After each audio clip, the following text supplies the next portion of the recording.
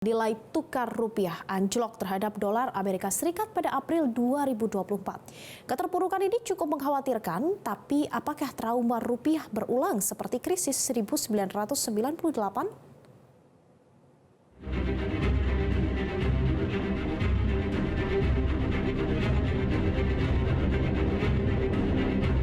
Nilai tukar rupiah menyentuh angka Rp16.000 per dolar Amerika Serikat atau menjadi yang terlemah dalam 4 tahun terakhir.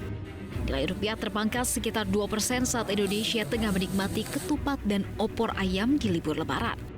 Dilansir dari Refinitiv, di awal pekan ini rupiah terpantau dibuka di 16.215 per dolar Amerika Serikat pada Senin 22 April 2024. Sedangkan secara intraday, rupiah sempat mencatatkan pelemahan hingga ke level 16.265 per dolar AS di tanggal 17 April 2024.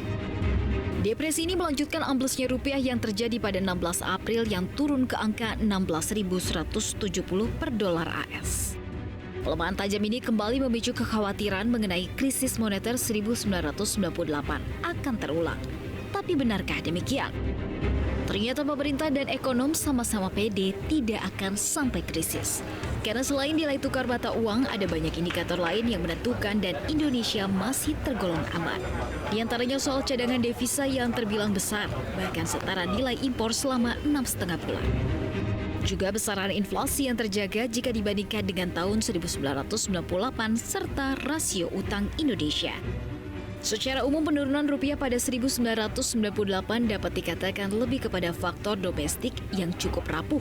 Namun berbeda halnya dengan di tahun 2024, depresi yang terjadi akibat faktor eksternal. Pemerintah pun meminta semua pihak agar tidak perlu khawatir dalam memandang pelemahan nilai tukar rupiah beberapa waktu terakhir. Tentu kita monitor dulu, karena kurs ini kan bukan sesuatu yang kita merespon berdasarkan daily basis. Tapi kalau kita lihat cadangan devisa pemerintah yang ada di BI masih besar, masih 136. Jadi tidak ada yang kita khawatirkan. Dan tadi sudah saya sampaikan terhadap mata uang berbagai negara itu terhadap US melemah bukan karena yang lain lemah, karena US-nya kuat. Dan kita fundamental juga secara keseluruhan kuat.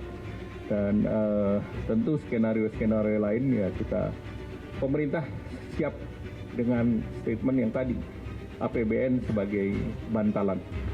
Pelemahan rupiah kali ini terjadi di tengah sikap Bank Sentral AS yang dinilai cukup bimbang perihal suku bunga. Alasan dibaliknya yaitu kuatnya ekonomi AS.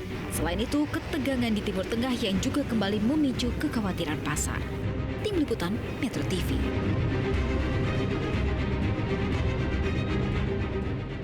Jelajahi cara baru mendapatkan informasi. Download Metro TV Extend sekarang.